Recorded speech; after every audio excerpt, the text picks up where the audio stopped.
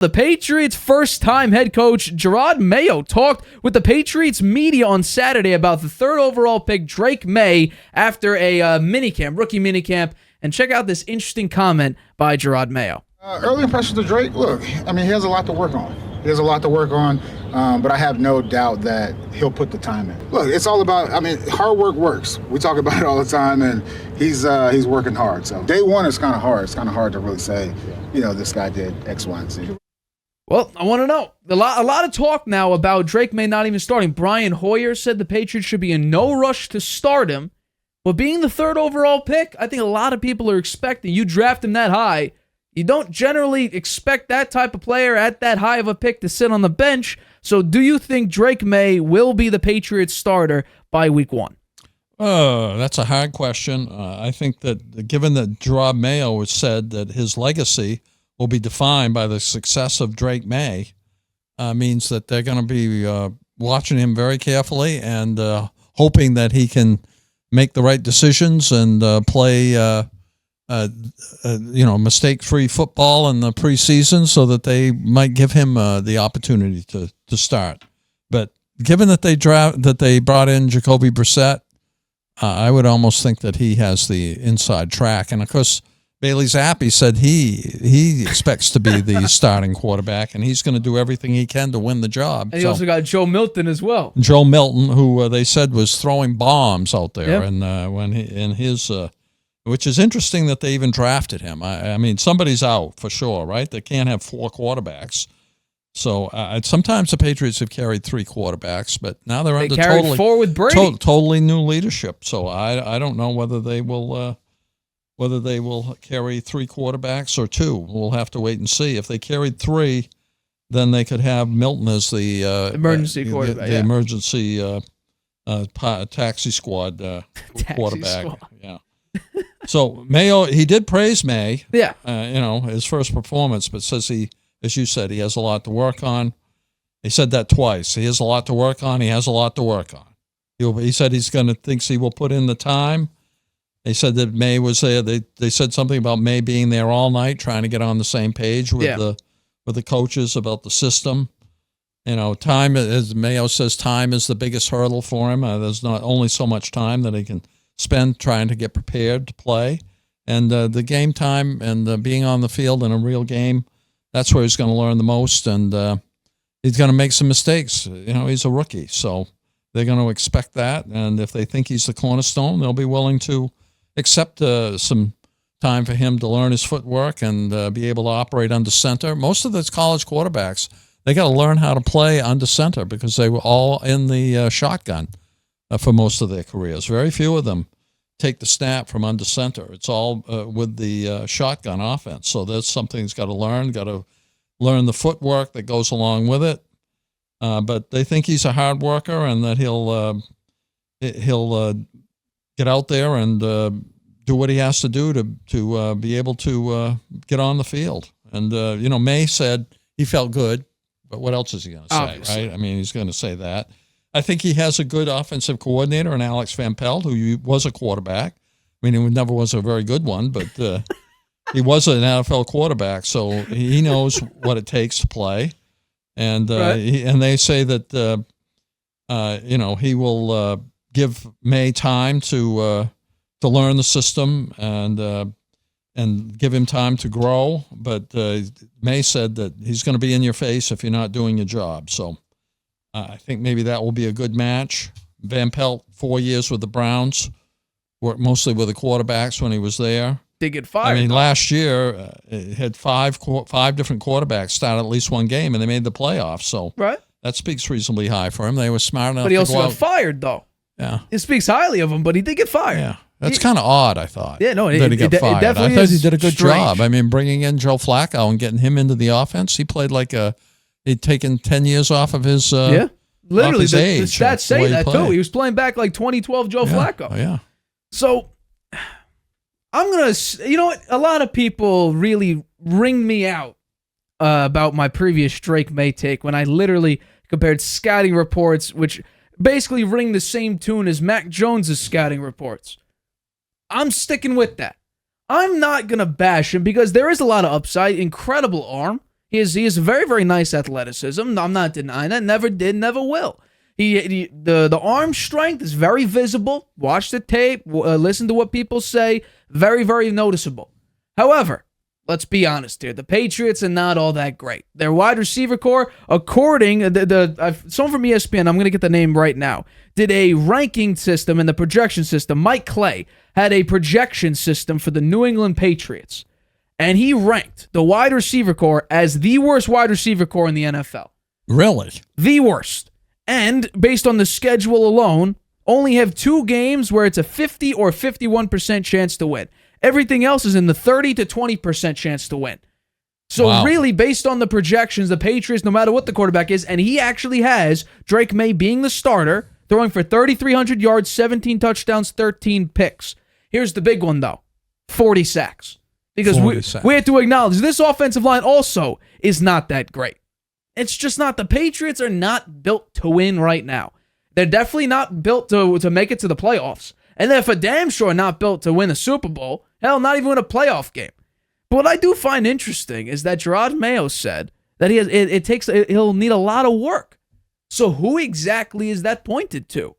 Is it pointed towards the coaches? Is it pointed towards Drake Maye? Is it pointed towards ownership? That because we heard Jonathan Kraft be so involved in the drafting process that, you know what? Drake Maye maybe is not a complete package yet. He's maybe not fully fledged out. Maybe like Mac Jones was when he came into the NFL. Everybody said he was the most NFL-ready quarterback amongst everyone there because Zach Wilson was not refined. Trevor Lawrence, maybe. Trey Lance, definitely not. And then Justin Fields, potentially. But based on what we saw from Mac, it's crazy to think Mac Jones and playing well because what we've seen recently from Mac Jones, he plays horrible. But his last season with Alabama, 4,500 yards, 77% completion percentage, and 45 touchdowns. Never been done before in college football. So he was coming into the NFL really, really good. He was coming in looking like a very, very good quarterback. He played okay his first year. He played very well his first year. So I'm not saying Drake Maye will be horrible. Would he make it to the Pro Bowl his rookie year? No. Will he make it to the playoffs his rookie year? No. And you know what I find actually kind of funny? I think if you looked at this roster and saw, Demario Douglas, a pretty nice slot receiver. Kendrick Bourne, I like Kendrick Bourne a lot. Jalen Polk, I think he's going to be a pretty decent receiver. Juju Smith-Schuster, Javon Baker, maybe. A lot of people like him. I'm going to throw it out here and just say, I'm taking a shot at here, hot take potentially. I think Drake Maye, in his current position, is set up to succeed more than Mac was. Because I'll also lay this out. Proper titles, proper positioning in the coaching staff and in the front office. Elliot Wolf now is the executive, director of personnel. He has control of everything to do with the roster. They actually have people within these positions. They have named roles. OC, DC, people know who's responsible. Jerod Mayo, head coach, and he's only the head coach. He's not also running the team. I think it's questionable whether Alex Van Pelt is as good a coach as McDaniels, right? I mean, McDaniels is one of the best offensive coordinators in the league and did a fantastic job for the Patriots. He did a fantastic job for Mac Jones. I would completely agree. If he'd been there, if he'd stayed there, I think Mac Jones might good chance he'd still be with the Patriots. I mean, the offense lost a lot of talent, that's for sure. And they didn't really try that hard to replace it. They became just very defensive oriented. Cost Belichick his job. Yeah. But potentially his career, if McDaniels had stayed and they tried to keep a few pieces on offense, my thought is Mac Jones would probably still be with the Patriots. I would agree with you. If they kept Josh McDaniels, or at least kept him there, or even hired him for this season, keep Mac because he got fired from the Raiders, I think he would have been okay. Now, maybe not, because what we saw at the end of Mac's tenure is confidence completely shot. Mac, I don't even think the yips is the right word, because it's worse than that. Because normally, I said this, back, I think during the Colts game or the Giants game, when you have the yips, you don't do something. Mac does the worst possible outcome you could possibly have. He goes into harm's way. He doesn't shy away from everything. He just makes the worst possible decision. So it's more than the yips. But according to this ranking system, the Patriots will have the 31st ranked offense. Yeah, who's worse? My guess would be the Giants. I didn't go through, all 32 NFL teams. It is the Giants. Yeah. Wow. Even so, according to this projection, their defense, remember that defensive line that they started to bulk up with the Giants did? That'd still be ranked 31st in the league. So I'm going to go through these projections, and for later this week's show, we're actually doing it on Saturday instead of Friday. I want to go through a couple of these because there's some interesting ones. Mike Clay, 2024 NFL predictions. It's fascinating, but I'm not shying away yet. I'm sticking with it. Drake Maye will be okay. Will he be better than Mack his rookie year? No, he won't, because he's still very erratic. Just look at the film. Do you think he's going to start? I think because he's the 3rd overall pick, you draft him that high, what you're saying is there was no doubt in your mind that he was the guy. It sounds like maybe ownership's trying to say this, that they were never thinking about trading back. The fans want them. I guarantee the fans want Drake Maye to start. I think Drake Maye will end up being the week 1 starter. Mm-hmm. Because you drafted him way too high. I think he has to play reasonably well in the preseason. Currently, based on based on what we're hearing, he would need to win the job from Jacoby Brissett. Yeah, well, that might be hard to do. Jacoby Brissett. He's not a bad quarterback. He's had a lot of experience. Yeah, he's going to be playing in the preseason. A lot of players out there that won't be playing the starting role, so Brissett could wind up looking pretty good there, leading up to the beginning of the season. And Brissett's not a bad quarterback at all. He stabilized the Browns when Deshaun Watson was suspended. Didn't do a great job, but it didn't go 0-11. Right. And then you go on. He wasn't so good for the Colts. I just think he started out well, and then he didn't. He kind of faded. I think it was too early. That's what I think it was. Yeah. In his career, he was still developing, and then he goes to the Commanders. Sam Howell sucks toward the end of the year.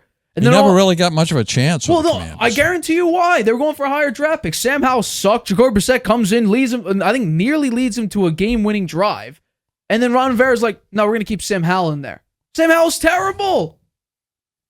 And my guess is that's why. But hey, I saw a couple of videos of Jaden Daniels practicing. Looks pretty good. Yeah. It looks pretty damn good. Hi, everybody. Thanks for watching. Make sure you subscribe here to get the latest from the show. Also, if you want to check out the full episode, make sure you click the I in the top right-hand corner right now. If you want to listen to this show anywhere you go, make sure you go to anchor.fm/The Harvey Hour or anywhere you get your podcasts.